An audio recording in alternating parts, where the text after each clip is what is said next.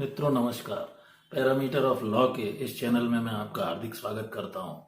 आज मैं लॉ से रिलेटेड एक अत्यंत महत्वपूर्ण सब्जेक्ट जूरिस्प्रूडेंस क्या होती है इस बारे में इस वीडियो में बताने जा रहा हूं। जूरिस्प्रूडेंस मीन्स ये एक लैटिन वर्ड है। जूरिस मीन्स लीगल या लॉ की नॉलेज, प्रूडेंस मीन्स ज्ञान, नॉलेज ऑफ लॉ। तो जूरिस्प्रूडेंस का अर्थ है नॉलेज ऑफ लॉ या विधि का ज्ञान। इस बारे में शुरू में जो सोसाइटी होती थी, सोसाइटी जब तक स्टेट वगैरह का फॉर्मेशन नहीं हुआ था, सोसाइटी में लोग अपने हिसाब से सारे काम करते थे और इससे कई बार अराजकता का माहौल हो जाता था। जैसा कि हिंदी में कहावत है, जिसकी लाठी उसकी भैंस। इस व्यवस्था को सुधारने के लिए स्टेट का फॉर्मेशन हुआ। सोसाइटी में कई तरह के ऐसे अपराध हो जाते थे जिनके ऊपर कोई नियंत्रण नहीं था। स्टेट आया। स्टेट का जो सब्जेक्ट मैटर है वो लॉ एंड ऑर्डर है, कानून व्यवस्था बनाना।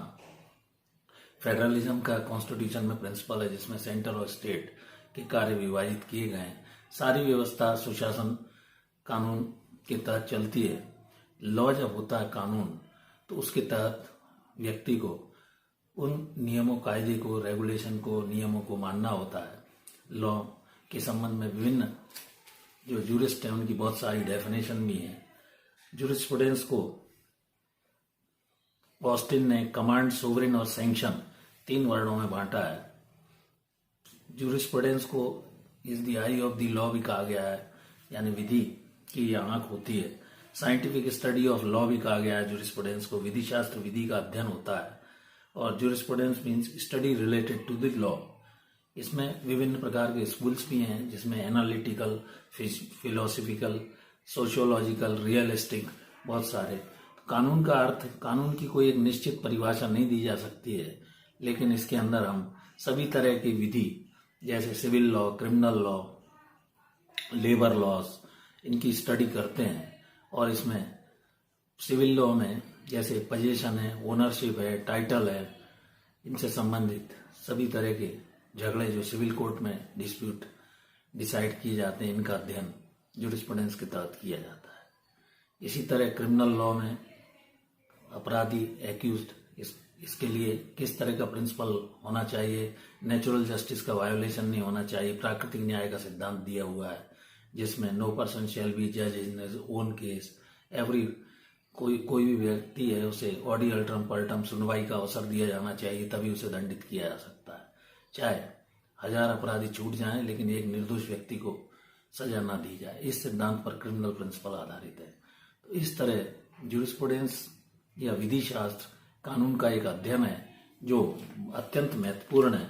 और इसमें इसे eye of the law, scientific study of law, positive law या स्टडी रिलेटेड टू लॉ कहा गया है। और स्कूल्स में जैसा कि आपको मैंने बताया, कई तरह के स्कूल्स हैं। डिफरेंट जूरिस्टनेस की परिभाषा भिन्न भिन्न प्रकार से दी है। लॉ को कमांड भी कहा गया है और ये राज्य का विषय है। तो इस तरह जूरिस्प्रूडेंस में सभी तरह के जूरिस्टिक पर्सन का क्या होता है, विधिक व्यक्ति कौन होता है, ये भी इस बारे में डिफाइन जूरिस्प्रूडेंस में किया गया है। और जब कानून बनाए गए तो उनको लागू करना स्टेट का विषय है, जिससे किसी तरह की अराजकता न फैले। प्रत्येक व्यक्ति विधि से शासित है। No one is above the law, जैसा कि every person is equality before the law and equal protection of law article 14 कहता है। आर्टिकल 19 कहता है freedom of speech and expression constitution का। 21 में liberty, life and liberty of the person divide की गई है। जब किसी भी व्यक्ति के फंडामेंटल राइट वायोलेट होते हैं तो उनके लिए वो आर्टिकल 32 में सुप्रीम कोर्ट तथा आर्टिकल 226 किसी भी स्टेट के हाई कोर्ट में अपने फंडामेंटल राइट्स के वायोलेशन के लिए प्रोटेक्शन प्राप्त कर सकता है रिट के द्वारा। 5 तरह की रिटें वगैरह बताई गई हैं। तो मेरा कहने का इस वीडियो में अभिप्राय यही है कि लॉ जो है वास्ट सब्जेक्ट है और लॉ से पूरा जो भी समाज है वो शासित होता है। पुलिस व्यवस्था की गई है, प्रशासन, एडमिनिस्ट्रेशन ऑफ जस्टिस रखा गया है, रेवेन्यू कोर्ट्स रखी गई हैं, सिविल कोर्ट्स रखी गई हैं, क्रिमिनल कोर्ट्स हैं, हाई कोर्ट है। मैंने अलग अलग विषयों पर इस वीडियो में तमाम सब्जेक्ट बताए हैं। तो इस तरह कानून को कमांड के द्वारा, सोवरेन और सैंक्शन के द्वारा, जैसा कि ऑस्टिन ने कहा है, शासित किया जाता है। विधि शास्त्र विधि के संपूर्ण अध्ययन को कहते हैं और ये लैटिन वर्ड ज्यूरिस्प्रूडेंशिया से आया है। ज्यूरिस मीन्स लॉ और legal knowledge, knowledge of law. इस विधि शास्त्र में विभिन्न तरह के स्कूलों का, समाज की, सोसाइटी में किस तरह क्या होगा, हर चीज की बेसिक कंसेप्ट ऑफ लॉ बताया गया है। और प्रत्येक देश के नागरिक को भारत का कानून जानना ही चाहिए। इन सब विषयों का अध्ययन करने के लिए विधि के छात्रों को एक ज्यूरिस्प्रूडेंस शब्द, सब्जेक्ट रखा गया है, जिसमें vast knowledge of law, basic concept of law जो सोसाइटी को गवर्न करने के लिए आवश्यक है, इस विषय का विस्तृत अध्ययन किया जाता है। तो ज्यूरिस्प्रूडेंस यद्यपि पढ़ने वाले स्टूडेंट्स को काफ़ी टफ सब्जेक्ट लगता है, लेकिन ये बड़ा इंटरेस्टिंग है और इसमें सभी विषयों को, लॉ के जो भी नॉलेज ऑफ लॉ आपको करना है, लीगल आप कंसेप्ट क्लियर होने, अगर इस प्रोफेशन में आना चाहते हैं, बड़ा इंटरेस्टिंग है। तो विधि का जो ज्ञान है वो प्रत्येक व्यक्ति को होना चाहिए। Ignorance of law is no excuse, जैसा कि कहा गया है। कोई भी व्यक्ति ये बहाना नहीं बना सकता है कि मुझे कानून का ज्ञान नहीं था। आप इस सब्जेक्ट को पढ़ें इंटरेस्ट से। कोई कमेंट हो तो कमेंट करें। तो इस तरह नॉलेज ऑफ लॉ या साइंटिफिक स्टडी ऑफ लॉ और आई ऑफ लॉ ज्यूरिस्प्रूडेंस को कहा गया है।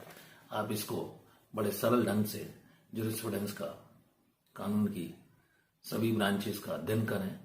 और अभी तो इस विषय पर अनेक शोध, रिसर्च हो चुके हैं, जिसमें विधि काफी महत्वपूर्ण ये फील्ड साबित हो रही है, जिसमें लॉ से संबंधित काफी स्कोप है।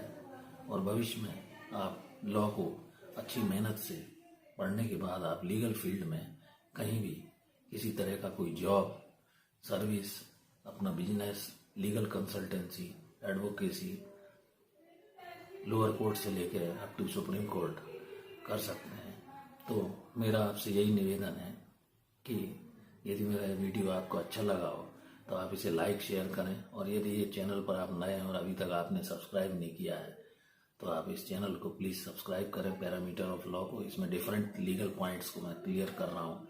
मैं एक रिटायर्ड न्यायाधीश हूँ और मेरा यही प्रयास है कि बेसिक कंसेप्ट ऑफ लॉ आपको सरल शब्दों में हर विधि का ज्ञान हो। भारत के प्रत्येक नागरिक, देश के नागरिक का एक कर्तव्य है कि वो भारत के कानून को जाने और इसका लाभ, क्योंकि हाइपर टेक्निकलिटीज के कारण कई बार कानून की जानकारी नहीं होने से लोग आपको परेशानी में डाल देते हैं। आपको अपने अधिकारों और उन अधिकारों के संरक्षण के लिए क्या व्यवस्था भारत के संविधान में दी गई, सबकी जानकारी होना इसका प्रमुख इस चैनल का उद्देश्य है।